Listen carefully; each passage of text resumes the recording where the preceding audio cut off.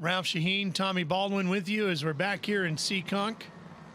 Final few laps of the Seekonk 150. Green flag waves again. Kobe in the lead on the inside in the number 2. These guys understand it's getting really late in the race. They're going to have to drive their hearts out here. Oh man, Priest got loose. Yeah, 92 got in the back of him. Got under him now, in position to take that number 2 spot. Closing in on 5 laps remaining. Priest will lose second to Nocella. Can he gather it back? And you can Here comes Swanson. Oh, and Christopher's around. And again, that happened from second place. It was just a chain reaction, and that's what happens in these bull rings. You just don't have time to react. Left rear gone on Christopher's 82. Looks like he got bumped into there, blew the tire out. Shame. He was having the Watts car was having a really good day.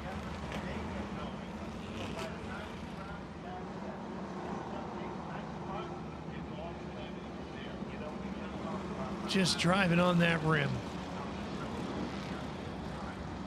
Again, it happens that fast here, places like this. See the 92 slowed down, the 6 slowed down, got into him a little bit, then the 89 hit the 6, and just chain reaction, and somebody ends up spinning or wrecking it. It's always the case.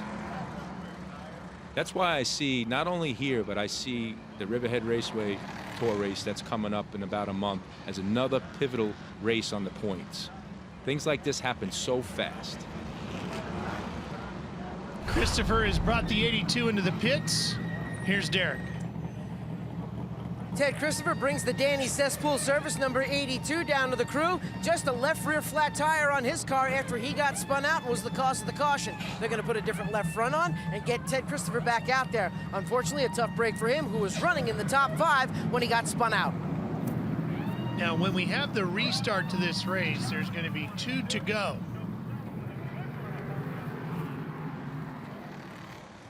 Trying to hustle everybody around.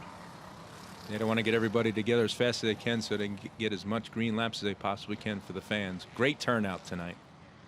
Here we go. Kobe needs another good restart. And Anthony Nocella sitting second. You know, during this course of this race, he's made a lot of passes on the outside, so this should be pretty good. Green flag, and we race it again. And Anthony got a good start here. Kobe hanging on to the bottom. Nocella trying to make something happen on the outside. He's pulled it off earlier tonight. Priest getting loose and into Swanson in 3rd. Matt putting on a great show tonight. That 89's been impressive all night. Really, really good job for him. Can this be the night? And it is for Doug Kobe as he gets his first win of 2017. Yeah, tonight the best car won, Ralph, for sure. No doubt about it. Kobe, once he got around Hirschman, nobody had anything for the multi-time champ. We'll talk to him in victory lane right after these words.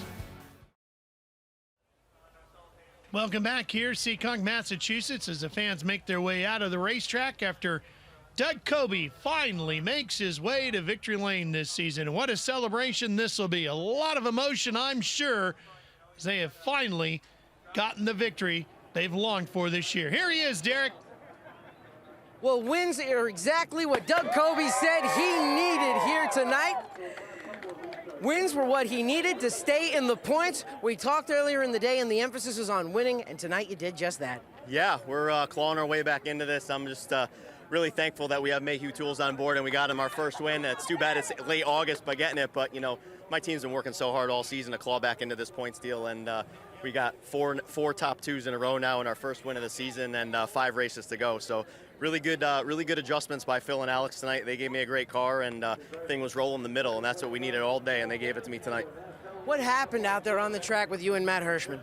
You know, I had tucked under Matt, I think, 4 or 5 times, and there was a little bit of contact before that. And, you know, this speedway is 60 feet wide, and I only need 8 feet of it. And he just kind of chopped my nose, and I can't go anywhere. There's a curb down there, and I got him, so I couldn't back out. And I tried a bunch of times to give him the spot, but he was just not having it. And, you know, I feel bad, but that's racing on a short track, and you got to give a guy a half a lane at least so that I can at least back out of it, and I couldn't. So things happen, you know, it's just unfortunate, but that's the way it goes, and we're here in victory lane, so it is what it is. The defending champion is in victory lane here tonight at the Cement Palace.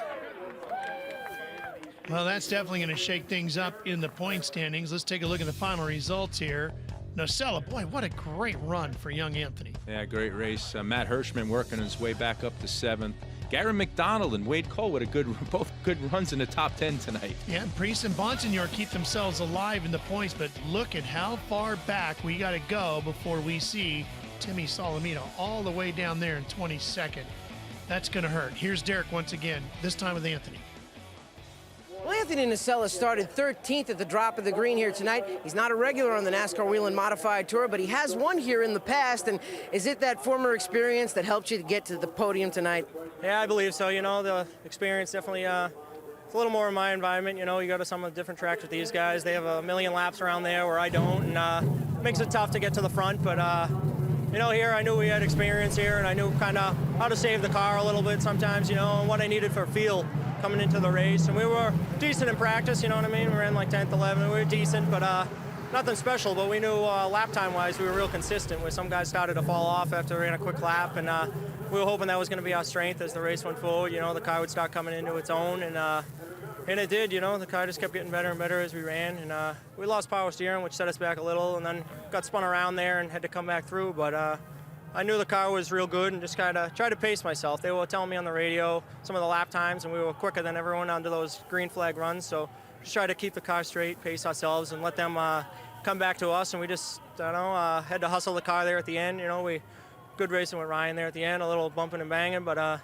sure good for the fans and short track racing. But good run there at the end with Doug. You know, I wish we had a few more laps. Our car took a few laps to fire off, but awesome race.